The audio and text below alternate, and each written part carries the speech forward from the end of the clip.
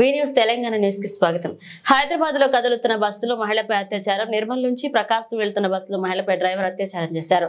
నోట్లో గుడ్డలు కుక్కి అత్యాచారం చేశారని మహిళ ఫిర్యాదు చేసింది.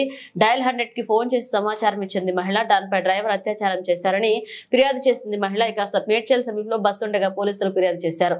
ఇక అప్రమత్తమైన సిటీ పోలీస్ బస్ కోసం గాలించారు. ఉస్మానియా యూనివర్సిటీ పరిధిలోకి రాగానే బస్సును చేసి పట్టుకున్నారు పోలీసులు. హరికృష్ణ ట్రావెల్స్ కు సంబంధించిన 2 డ్రైవర్లను అదుపులోకి తీసుకున్నారు.